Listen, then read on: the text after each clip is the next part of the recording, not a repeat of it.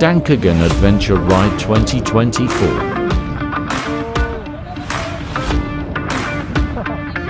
Sa tanan riders, hoping na same as last year, makahatag gid mi ninyo lingaw.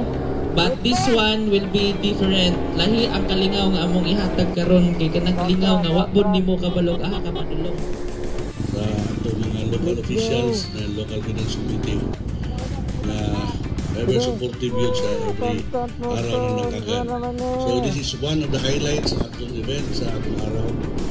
And then lipayon ko no, despite nga nagyo kayo ang mga participants na agyod mo throughout Mindanao, siguro ang nagunggan and lain na Nisor, Davao, Cotabato, and Cagayan de Oro, and especially the Bukidnon participants. It's alive!